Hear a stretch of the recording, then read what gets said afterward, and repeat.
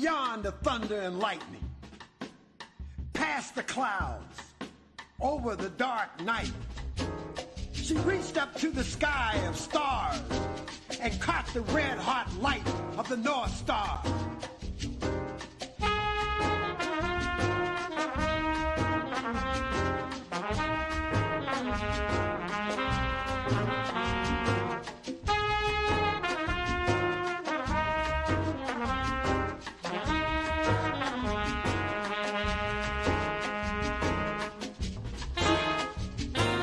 Opened the earth, walking with blood-soaked feet. She challenged the whip, the gun, the knife. She challenged the fire, pulled from the bodies of slaves, made into laws, prisons, and courts.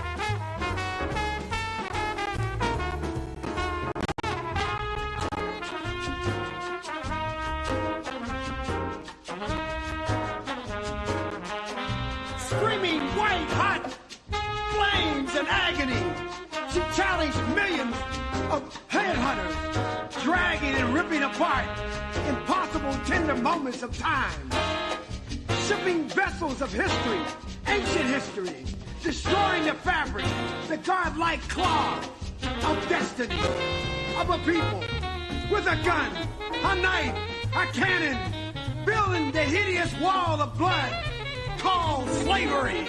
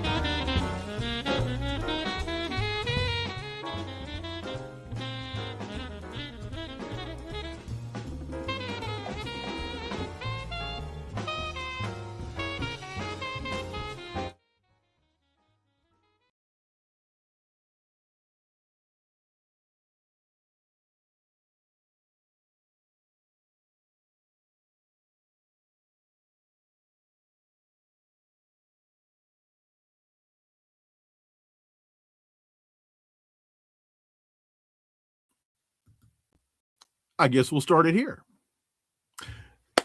Greetings and welcome back, as always. In fact, let me check one thing here just to be sure that, yeah, okay. Greetings and welcome back, as always. Yeah, that was Fred Foss, The Journey CD. Venezuelan analysis reports. Venezuela condemns Trump's blockade as illegal. Popular organizations vow resistance. This while Dave DeCamp reports bill to block Trump from launching war with Venezuela fails in-house. And the House also killed a war powers resolution aimed at stopping Trump's bombing campaign against alleged drug boats. Is the U.S. headed to war with Venezuela? Well, let's connect some dots and find out.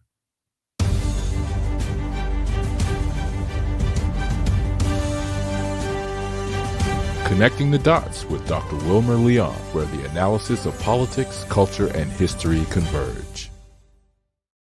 Welcome to the Connecting the Dots podcast with Dr. Wilmer Leon, and I am Wilmer Leon. With each show, my guests and I provide insight and analysis into current events and the broader historical context in which most of these events take place. Let's quickly look at some of today's headlines. The Washington Post reports President Donald Trump bashed his predecessor and praised his own policy achievements in his first year back in office, delivering an 18-minute live address to the nation last night as he sought to reverse lagging public opinion numbers and convince Americans that he's addressing their economic concerns. Folks, I sat through the entire painful, putrid, disconcerting, nauseating 18-minute diatribe of lies, lies, lies, and more lies. In fact, it was a cacophony of lies. It's 18 minutes of my life that I will never be able to reclaim. Folks, here's a Wilmerism. Life is not like soccer. In life, there is no stoppage time or injury time where the end of each half, you add time back on the clock to account for lost playing minutes. When your clock in life runs out, the game's over. I will not be able to reclaim my time as they do in the House and the Senate. That's 18 minutes of my life wasted last night. We're not going to replay any of that foolishness. You can find it a number of places. It was so poorly delivered. Why was he yelling? Does he not understand microphone technology? Why was he so angry? He obviously did not rehearse the presentation with the person running the teleprompter because he was speaking so fast as though he was chasing words on the screen. Presidential it was not. I will only say this. I was watching Lawrence O'Donnell's assessment of this, and he said last night, Trump should have been more Churchill-esque or even more like FDR by saying, I know it's tough. We've got tough times ahead, but we will prevail. Here's the problem. He can't say that. Because if he says anything like that, he'll then have to address the reality that he lied to us in January. He told us he's going to bring down prices day one. He told us he was going to bring down medical costs day one. He told, I'll solve Ukraine in a day. There were so many one-day fixes that he promised us in January. And here we are now, over 400 days out, and these problems still persist. So he can't say, I know it's tough. There are tough times ahead, because he'll then have to answer, but you told us you were going to fix this stuff day one. So Lawrence O'Donnell, that's why Trump can't be more Churchill-esque. That's why he can't be like FDR. Plus, he's not that smart. Okay. Bill to block Trump from launching war with Venezuela fails in the House.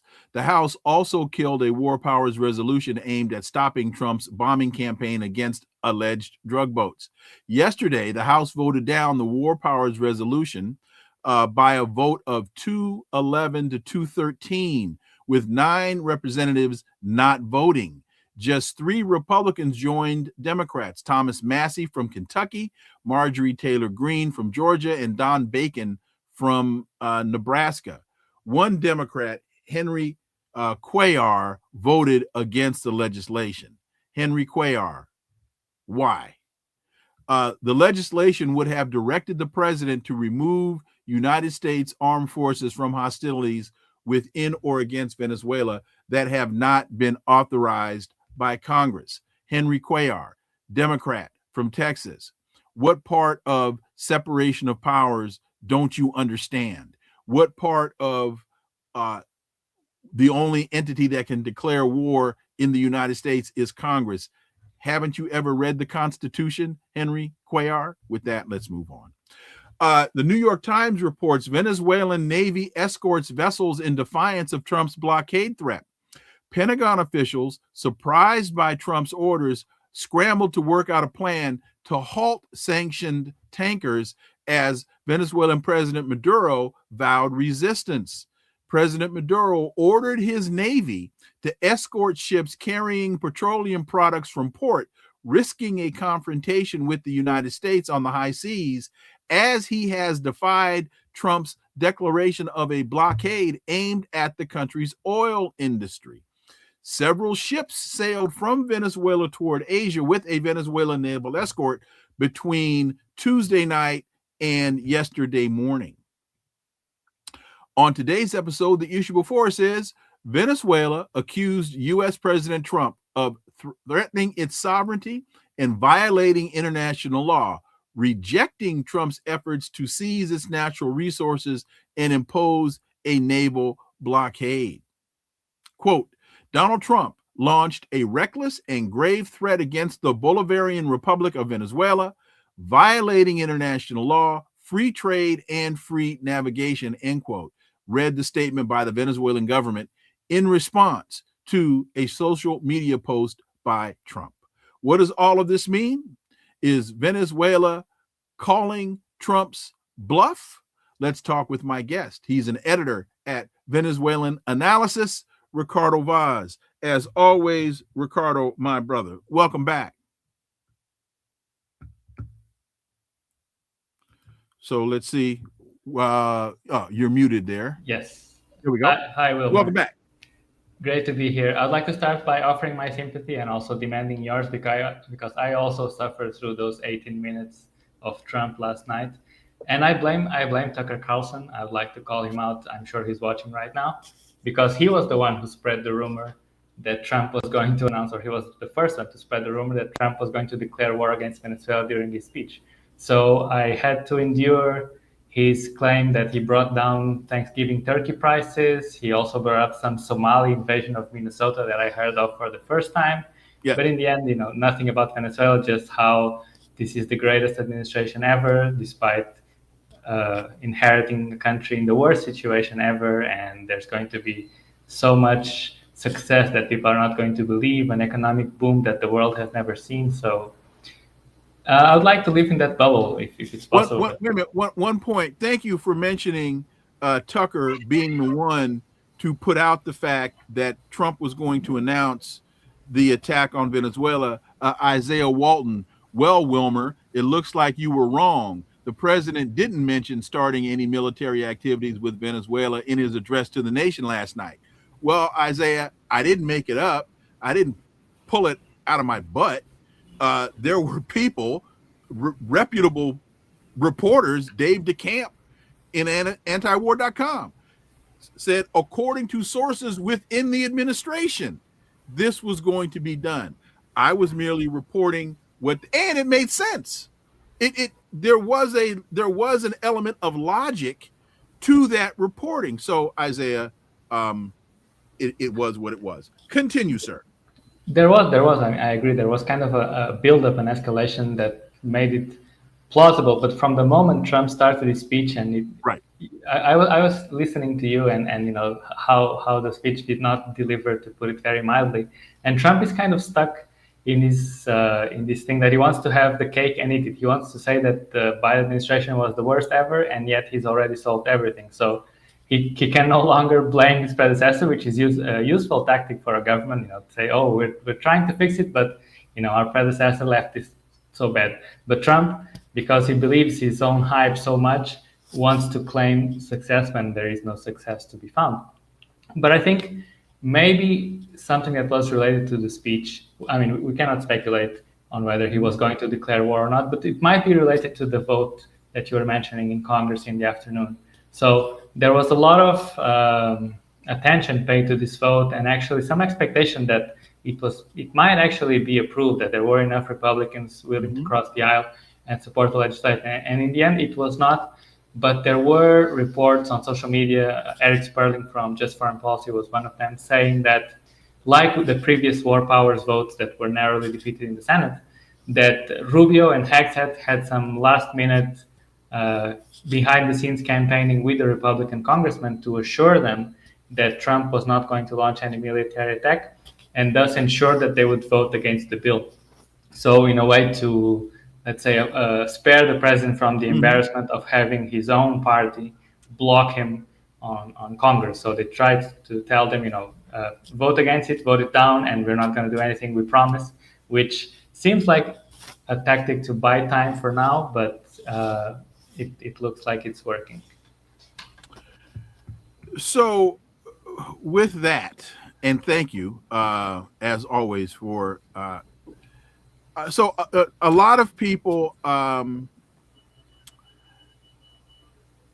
were expecting him to make this announcement.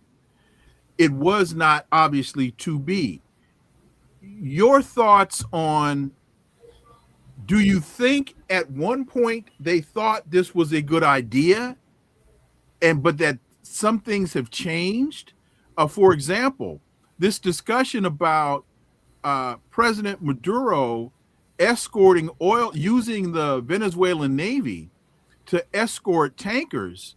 I don't think anybody was in the West was expecting that kind of response. Venezuela is not capitulating. Yes, I think the administration has been taken. I mean, I think they've always underestimated the Venezuelan government, the Venezuelan people, the Venezuelan armed forces, you name it. And I'm not sure they actually have an end game plan for what they're doing right now, besides just ramping up the temperature and hoping that the government is going to capitulate, as you say. I'm not sure they were actually preparing to declare war. I think, but it might be the case that the reasonable voices in the room managed to impose themselves.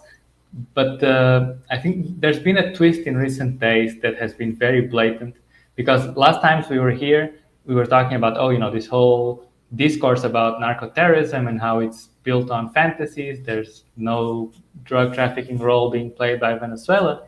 And now all of a sudden, it's about oil. Remember how we connected these dots, which were very obvious from the very beginning. Trump is after the significant oil reserves, but now narco-terrorism has faded to the background, and he's talking about oil, and no tanker is going to leave if we don't allow it.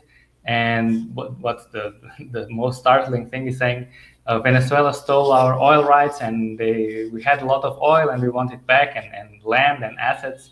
So he's now changing the script to say that Venezuela nationalized, and as it had the right to do, assets from multinational corporations who did not want to. This is important to stress. These were corporations that did not want to comply with the Venezuelan legislation. So the Venezuelan government had no option but to take over their assets, and in most cases there was some compensation negotiated, and in others companies like ExxonMobil, ConocoPhillips resorted to international arbitration. So now there's this very clear shift in the discourse towards oil, which is a bit more naked in terms of what imperialist interests are all about.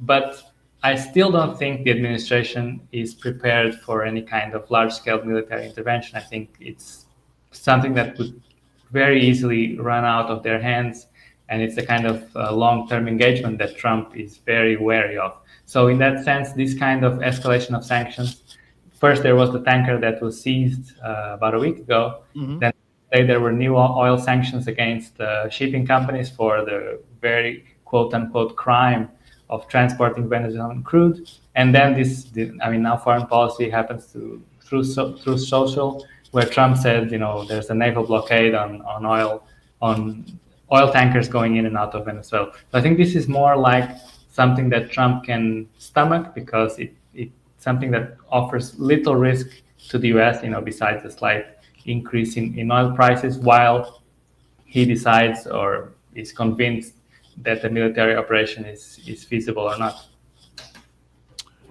I want to read this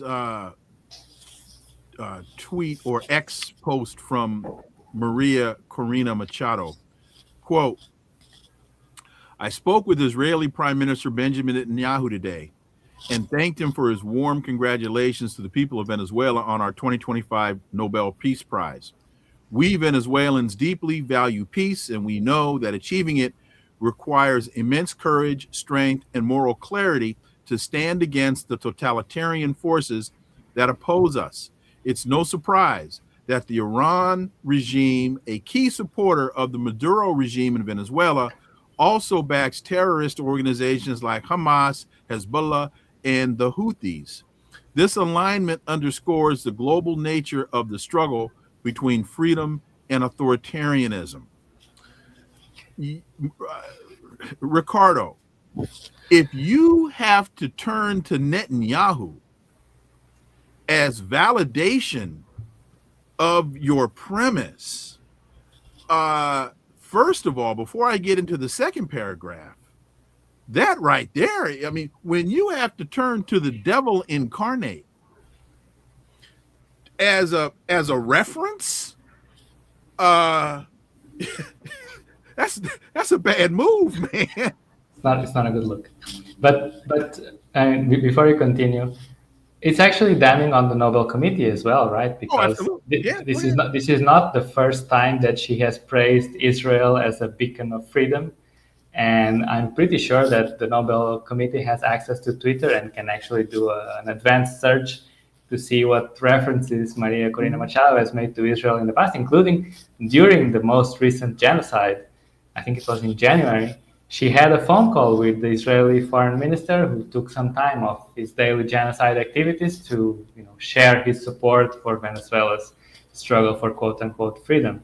And there was a very interesting report that I saw yesterday, I think on Common Dreams, that Julian Assange is filing a lawsuit against the Nobel Committee to stop the disbursement of the Million Prize Fund to Maria Corina Machado on the basis that she is the complete opposite of what the Nobel Prize is supposed to be. And so it directly violates Alfred Nobel's instructions as what the prize should be. So, as always, major props to Julian Assange for being principled at all times. I mean, it's no wonder he was seen as such a threat by the establishment.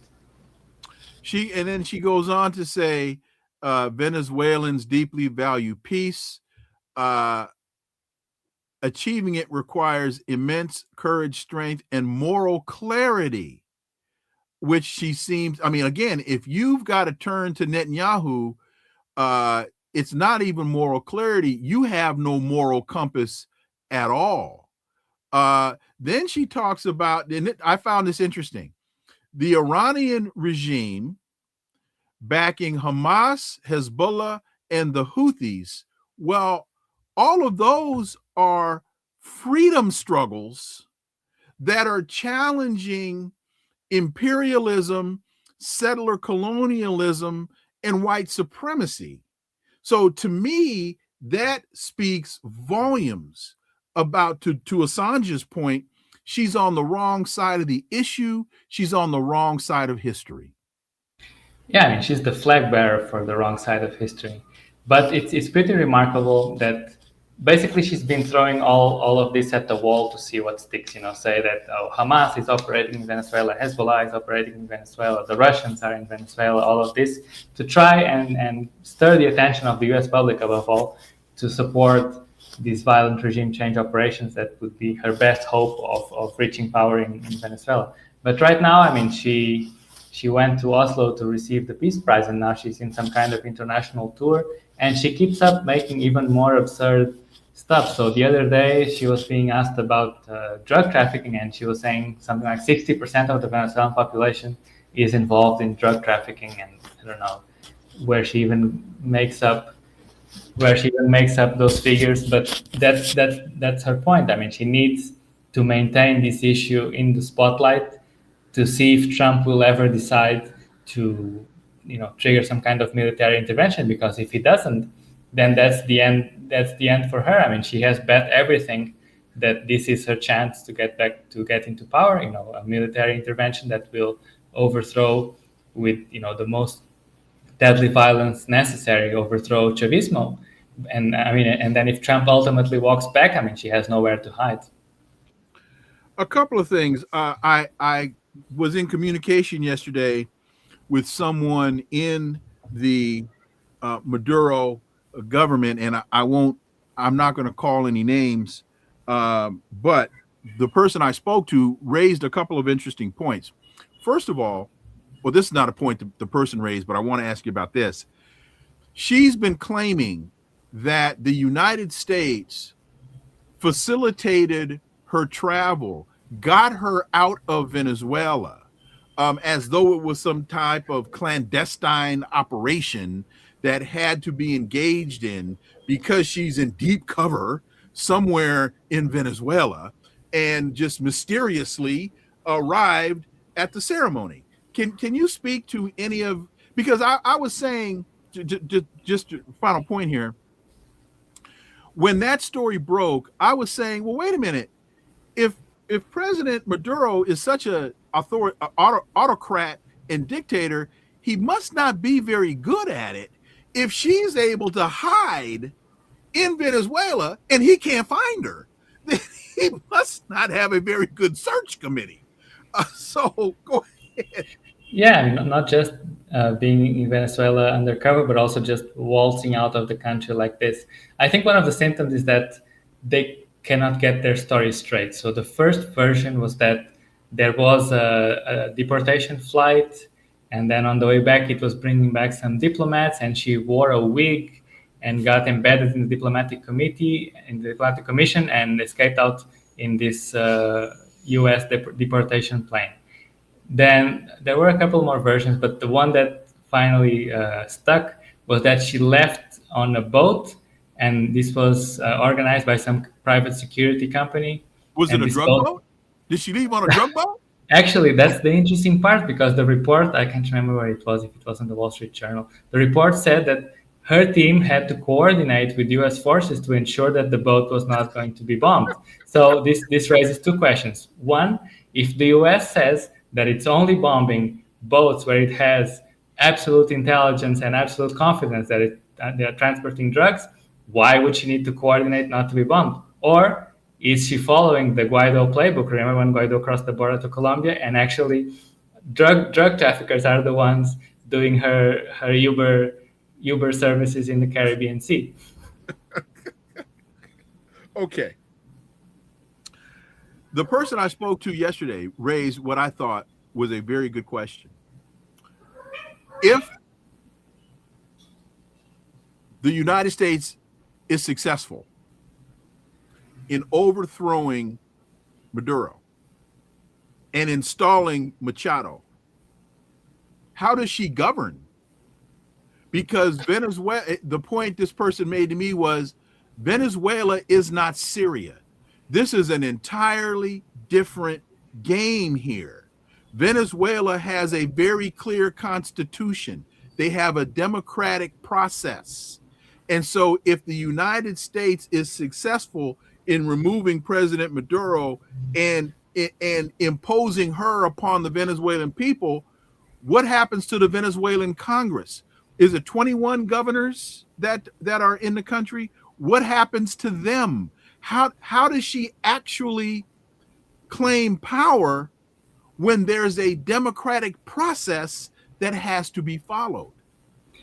I think in that case, I mean, for the final part, I think there's a blueprint when the opposition staged a coup in 2002, and this coup only lasted 47 hours, but that was plenty of time for them to overthrow the constitution and reinstall the previous one from 1961, get rid of all the elected representatives. I mean, they just wasted no time in installing a transitional, dictatorship, let's call it like this. But I think, go ahead. Quickly, that was really the point that the person I spoke to, that's really the point they were making, was that they're alleging that Maduro is a dictator and that they would actually have to install a dictator in order to govern. Yeah, I think the comparison with Syria is very relevant, I think, for two, among other reasons. First off, Syria already had these armed, now it's not popular to call them Al-Qaeda offshoots, but they are Al-Qaeda offshoots that controlled territory. They had material backing from Turkey, and they had years of preparation and organization and so on. In Venezuela, there's nothing even remotely compared to that, either in terms of organization or in terms of actual, having arms and having strength. So that's on one hand. And on the other, what we saw when the Assad government fell was that the Syrian army essentially folded like a castle of cards, right? They capitulated from one town to the other for many different reasons. I mean, I'm not an expert on Syria, but there were kind of structural issues within the Assad government and the armed forces that eventually saw these Al-Qaeda rebels take over power without much bloodshed. In Venezuela, there's no sign that and there's anything like this. In fact, quite the opposite.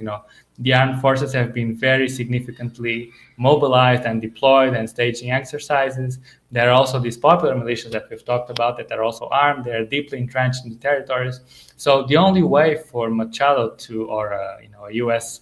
surrogate government to govern is with a permanent U.S. military force, a military occupation on the ground for I don't know how long, until they can get some private security companies to run security and I don't know. But it's not. It's not something that they can do immediately. In fact, that's why the 2002 coup is so relevant. There was just such popular rejection of this coup-installed government that it disappeared almost instantly. So in this case, the only way for it to survive is at the expense of tens of thousands, at least, of U.S. troops on the ground. Your paper, Venezuelan Analysis, has another story. Venezuelan armed forces vow to defend airspace as U.S. increases warplane deployment. Defense Minister Vladimir Padrino issued a statement Sunday marking the 47th anniversary of the Venezuelan Integral Airspace Defense Command, hailing that the system's effective and immediate response capabilities against imperialist threats. With its modern radars, missile systems, and surface-to-air artillery, Kodai has become the vanguard of the country's defense. And again, going back to the point, Venezuela is not Syria. The person that I spoke to yesterday also made the point. This person even mentioned hypersonic missiles, and that Russian forces have been in Venezuela training the Venezuelan military on how to use high technology air defense systems, and that if the United States thinks that it can just come in when it wants to, that there's an incredible amount of technological advancement that most people in the West aren't aware of. Sorry, I was muted again. So one of the things we've seen every day is U.S. warplanes just basically circling around close to Venezuela. Just now before I came on the show, I was looking at Flight Radar 24, and there were two FA-18 Super Hornets basically just doing loops some, 50 miles north of Caracas. So that's on one way muscle flexing, and on the other also trying to search out Venezuela's air defenses. Right. But I think you're right in saying that, it's not going to be a cakewalk. We shouldn't overestimate and expect Venezuela to actually hold its ground for long in terms of a conventional war. In fact, the plan is to decentralize the military bases and, bring the fight to a terrain where the U.S.'s conventional advantage becomes much more neutralized. So these air defense systems, they are very mobile. So it would be kind of a hit and run strategy where you go out, you shoot down a plane, and then you try to hide again, because if you stay out for too long, you're going to be spotted, and then the overwhelming air power of the US will eventually destroy these air defenses.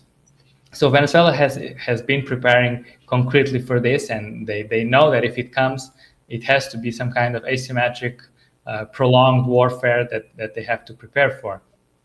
So that's why I think another reason, circling back or connecting to the earlier thought that we had, why is the Trump administration hesitating, is because they realized how bad it would look for a US airplane to be shot down over a war that's even unpopular for the US public. So those are all factors that they are taking into account, and perhaps realizing that they do not want to bite off more than they can chew.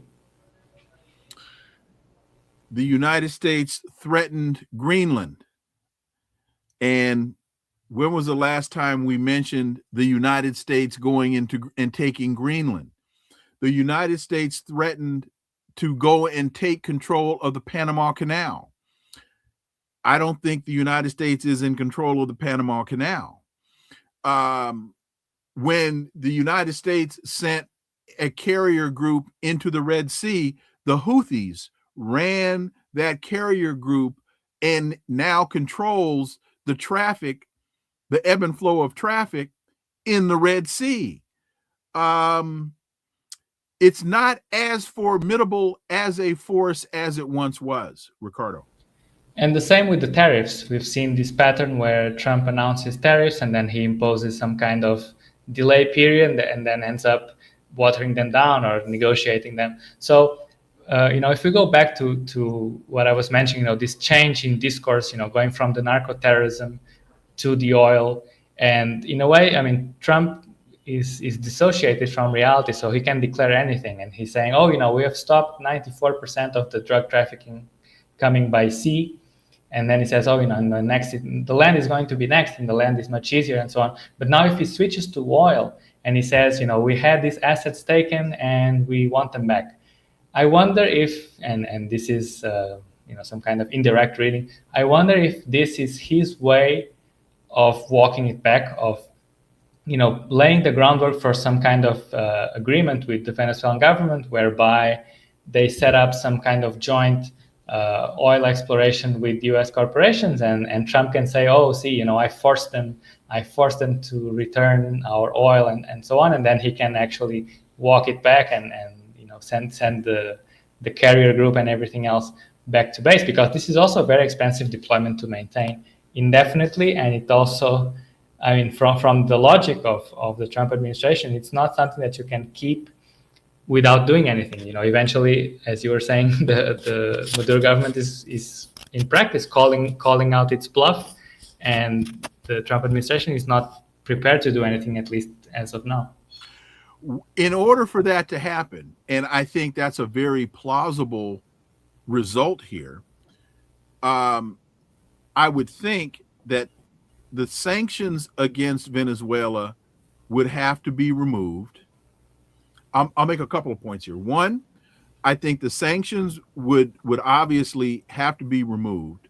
Two, I don't know that President Maduro would be able to breathe a sigh of relief, because we know once the United States gets you in their crosshairs, no matter how long it takes, they are relentless in their pursuits. And the third, I would draw a parallel here to Ukraine, in that the United States started the conflict in Ukraine, and now Donald Trump is trying to find a face-saving way to get out of Ukraine. And President Putin isn't giving him any space to do that. Putin is saying, you will surrender on my terms, or we'll fight as long as we have to. And I see a parallel there here in terms of Trump's bluff has been called. And to your point, now the United States may be trying to find a face-saving way out of this. Yeah, I think that's pretty clear. We have had more than 3 months since the original deployment. And if there is a face-saving solution, I think they will take it in a heartbeat. But when it comes to sanctions, I'm not sure there needs to be any kind of wide-reaching sanctions relief. They might just offer licenses to select US or Western corporations to ensure that they are the only ones, or at least the privileged ones, when it comes to oil dealings in Venezuela. And in fact, this was one of the foreign policy discussions before, or in the early months of the Trump administration, whether it was going to be, the back to the maximum pressure regime change campaign, or what some called a MAGA sanctions policy, whereby you leverage sanctions to the benefit of US corporations. So if that's the solution right now, then we would go again from path number 1 to path number 2. But it is, as you say, of course, Venezuela does not have the kind of leverage and the kind of strength that Russia has when it comes to Ukraine. Right. But they might perfectly see the parallel in that, Trump was pointing an aircraft carrier at our faces, and now all he wants to do is an oil deal. Why should we give him everything he wants? Let's negotiate on our own terms and make our own demands. At the end of the day, it will force some concessions, but it can be something that is also useful for the Venezuelan oil industry, or that just doesn't destroy it as much as the Trump administration wants to do, because the purpose of sanctions is to slowly asphyxiate the economy. And that's what we now more clearly with this oil blockade. So the Venezuelan government's interest is to actually gain breathing space in whatever negotiations emerge. Well, and also, hasn't President Maduro been offering that very type of solution from the very beginning? Let's sit down and talk about this. We can negotiate a deal. But so that, and then, but to the sanctions point, I'm thinking about the fact that the United States has frozen Venezuelan sovereign wealth funds that are being held. So I'm thinking, though, that would have to be overturned. The ability for Venezuela to engage in trade, international trade, without those types of wouldn't those types of things have to be removed in order for a deal of this nature to be struck?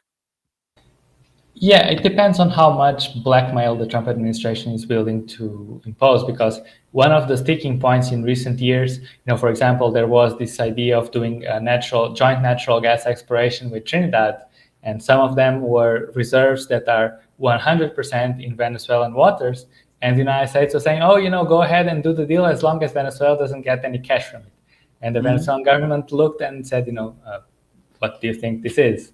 So in the end, they did manage to find a solution that, in my perspective, it's still unfavorable to the Venezuelan government, because the Venezuelan state was not a shareholder, so it would just collect taxes and royalties. But at the same time, taxes and royalties are, 10 times higher here than they are anywhere else in the world. So it would still be a source of revenue. So I would imagine that this kind of back and forth would be at the center of negotiations for any kind of oil deal going forward. It might be something where the Trump administration wants only American companies to buy Venezuelan crude. But I think in that sense, the Venezuelan government might actually be happy, because right now, to sell to China, and I think 80 to 90% of Venezuelan crude goes to China. But because of all the obstacles posed by sanctions, they have to sell to intermediaries, they have to do these ship-to-ship transfers, they have to get to Malaysia and then change the labels and so on. So Venezuela has to cover all that risk by offering a significant discount on every barrel. So if it's exporting directly to the US under some specific license that says, only Chevron or only Valero can purchase, in the short term, it's better. And that's the eternal challenge for Venezuela, is to keep strengthening the industry so that it becomes less and less vulnerable to sanctions. Right now, I was making this comparison. I remember, I've been talking to you for many years, so we have a history. In 2020, this was the worst period under sanctions, and there was the pandemic at the same time. And Venezuelan oil production came down to 350,000 barrels per day. This was the lowest level since, the 1930s. And we wondered, is this going to go all the way to zero, and is this economy just going to implode? But there was they managed to stabilize production and then eventually recover it. And now it's between 900,000 and 1 million barrels per day. So the industry is already at a much more robust stage than it was 5 years ago. So the question is it able to withstand this blow? And actually, if this naval blockade is going to be here for a while, can it actually survive? And any time it survives, it increases the leverage that Venezuela has in any eventual negotiations. So the goal, and we saw this with Iran, how hard the sanctions first hit Iran in the 1980s, and how eventually they became more and more, of course they still hurt, but they are trying to insulate and become as sanctions-proof as possible. Final question on this. What is now the status of Citgo? Is that basically done? Has the United States taken control of Citgo? Yeah, so that was kind of lost amidst all the movement in the Caribbean and so on. But indeed, let's say the legal cover that exists, this auction in Delaware, is completed. And it's quite fitting that the winning bidder is a vulture fund called Elliott, owned by Paul Singer, who has a history of betting on distressed debt and then blackmailing countries. There was this issue with Argentina, if you remember, from a few years ago, where he refused to enter these debt renegotiations. So, it's quite fitting that he was the one to complete the plunder of Citgo. So that's pretty much over. It's waiting on a license from the U.S. Treasury, but I don't expect any surprises there. So yeah, I mean, while a lot of other things were going on, the U.S. basically plundered Venezuela's most important foreign asset just like that in broad daylight. In fact, talking about Singer, I think Greg Palast wrote a book, Vulture's Picnic, which was about Singer and other vulture venture capitalists who were consuming the assets and resources of Central and South American countries. Broadening the discussion a bit, where did Maliko go? There was a question here. Here we are. Machado Malik asked about Colombia. I'm trying to find his question. Now I can't, but the question is, if there were to be a strike on Venezuela, would Colombia side with Venezuela?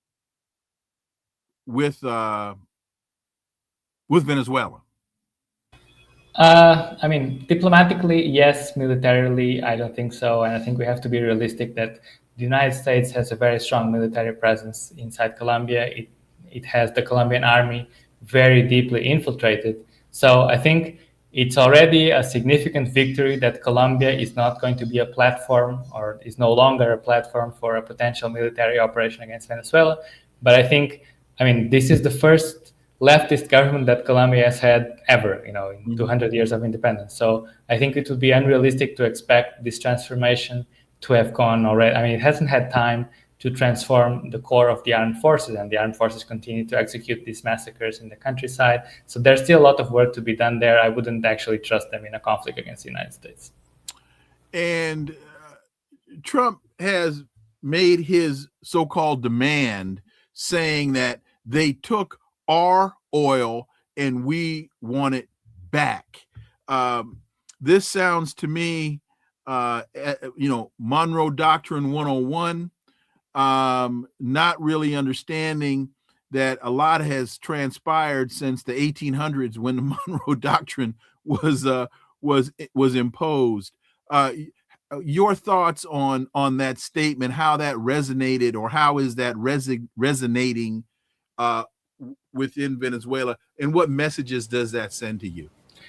Yeah, I think it first of all generated a lot of uneasiness even inside the US. I mean, you're not supposed to say this part out loud. Right. The US works, I mean, among other things, but as a kind of enforcer, a gendarme for corporations. But it's supposed to be a bit more sophisticated, a bit more disguised than this is. So this is, I mean, maybe we can use their own words, call it the Trump corollary to the Monroe Doctrine. You must have seen that there was this new national security document published a couple of weeks ago. I mean, here in Venezuela, that declaration was met with just outrage all across the political spectrum, because we talk about Chavez, and Chavez in 2001 and then in 2007 took these very significant steps to retake state control over the oil industry.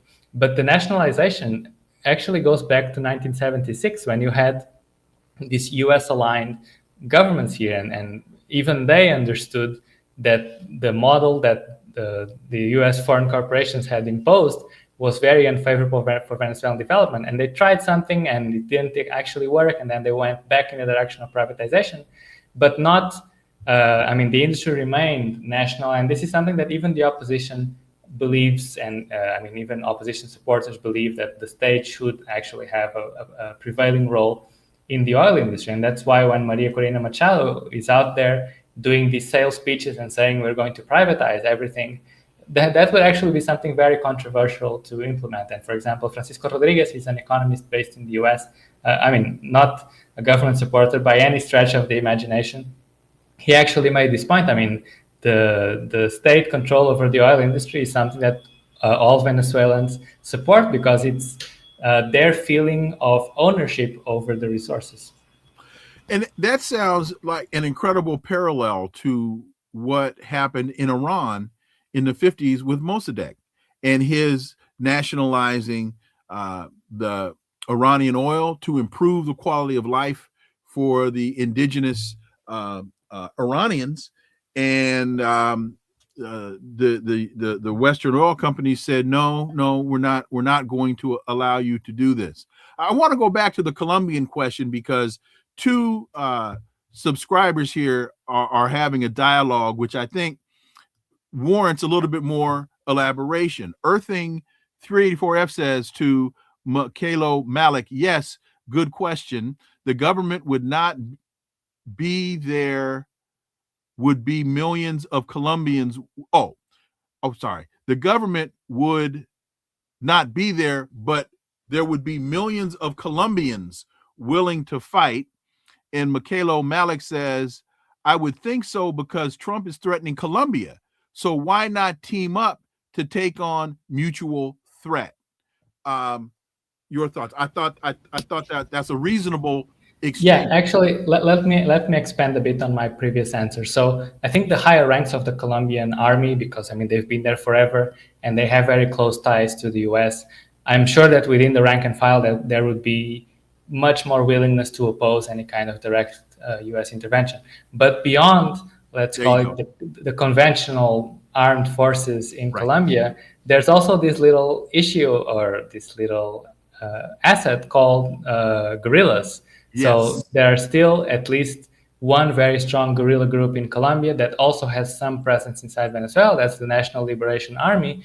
And they would be, I mean, perhaps the most, certainly the most motivated and maybe one of the most prepared forces in terms of, battle readiness to take on an invading U.S. force, because they are already accustomed to fighting the Colombian army.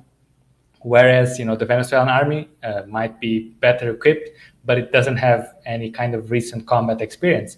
So, and actually many mainstream outlets actually pointed this out, that in the case of a U.S. ground invasion, the Colombian rebels are certainly a factor to take into account. So that's definitely a great point, and thank you to your subscribers for bringing it up.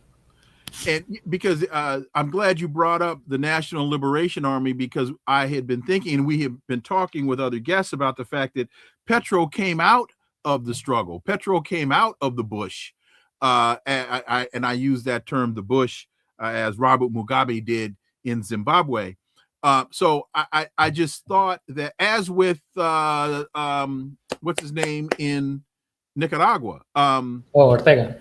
Daniel Ortega. So I just thought that they would be more inclined to engage in a guerrilla type response, because that is what I saw as would be the most effective, because the United States is not prepared for that type of conflict, as we have seen in many American escapades that have fallen short because they're not ready for that type of warfare. Absolutely. And actually, this is where, when we talk about the comparisons to Panama, to Iraq, to Syria, Venezuela is much bigger than all of those countries. It has a much more hostile terrain. So, I mean, it would be very difficult for a ground invasion to actually endure for a long time. And actually, even the Venezuelan conventional army is preparing for this kind of guerrilla tactics if it has to face an invading army. And many military analysis, they do these war games predictions, foresee a kind of scenario like this, where maybe you might be able to take control of the capital, even the capital is hard because it has all these hillside barrios that have these entrenched local groups. But even if you take control of the capital, I mean, what about the rest of the country? What about the oil producing region to the east? I mean, it's very unpredictable. And actually, when we talk about Trump saying he wants the oil back, there's a lot of speculation right now going on in the media. We shouldn't trust anything too much, but there was a report on Politico about the Trump administration reaching out to these corporations that were gently kicked out by Chavez. They had their assets nationalized, asking if they would be willing to return. And basically they said, nah, no thanks, we're not interested, precisely because they do not envision any kind of stable perspectives in the case of violent regime change, which is what the Trump administration was offering to them as a scenario. And Isaiah Walton says, Russia and China are not going to intervene militarily if the U.S. invades, but the U.S. isn't going to invade because they don't have the right number of troops to invade. There are a couple of things I want to unpack here. One is, Russia and China aren't going to intervene militarily. Well, what my sources tell me, Russia is already there and training Venezuelan forces. So is Russia going to get involved in direct combat? Probably not. But are they there militarily training? Yes. China. Will China get involved militarily? Probably not. But China has a lot of financial investment in Venezuela. So China's response, I don't think anybody ever expected China to respond militarily. They'll respond economically because that's their greatest leverage against the United States. Your thoughts, sir? Yeah, actually, I mean, starting with the second part of the question, it is true that right now there aren't nowhere near enough ground troops to consider to envision any kind of invasion. So that part is true. And also to your point, yes, Russia has, I don't know, maybe a couple of hundred of their own military advisors here. And it's also important because, I mean, this is very sophisticated Russian equipment, and it's not like someone can just read the manual and start operating it. So there is that level of assistance. When it comes to actually supporting, I mean, we see these comparisons with Vietnam, and they are inspiring and useful on the one hand, but there are also differences that we should point out. And one of them is that the Soviet Union and China are not close to ensure any kind of logistical supply line. So that would be much more difficult in the case of Venezuela. It would have to be more indirect and more long-term. But also, I mean, we have to think from their own perspective. It is in the US, in Russia's and China's interest to weaken the US. So if the US gets completely bogged down in a military operation in Venezuela, it's certainly in Russia's and China's interest, not to mention, stopping this kind of unipolar hegemony invasions, to actually support resistance to a U.S. invasion. So it wouldn't be direct. He's right in that regard, but I think it would be in their interest, and also, generating an international political cost for the United States.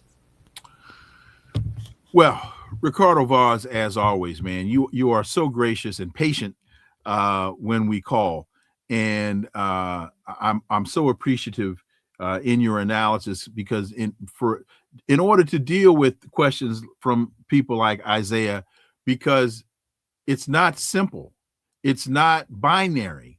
There are a number of intricacies and elements here, and so no, is Russia going to be there militarily? Well, they already are, and not only with people, but with weaponry. So, there are a number of ways to be involved militarily that don't necessarily require boots on the ground. So you've got to unpack this whole thing very, very carefully. And we do that with people like you. Ricardo Vaz, thank you so much, my brother. I greatly, greatly appreciate it. Be safe. We look forward to having you back. No, Wilmer, the pleasure is always mine. And thanks again for the invitation. I look forward to the next one. Well, it might be tomorrow. Thanks, man.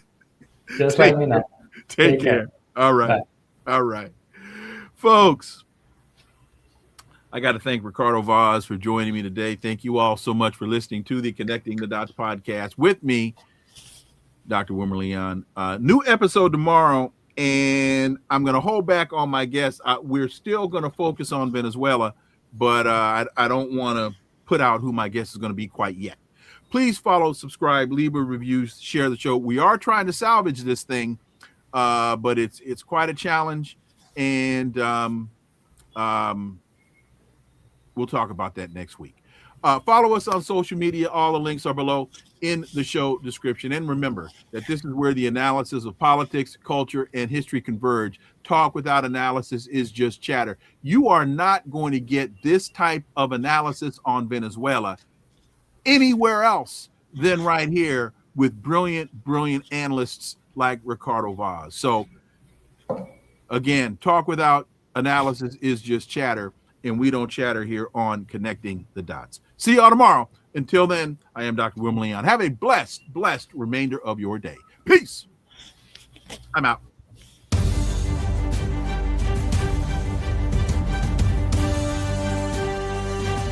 Connecting the Dots with Dr. Wilmer Leon, where the analysis of politics, culture, and history converge.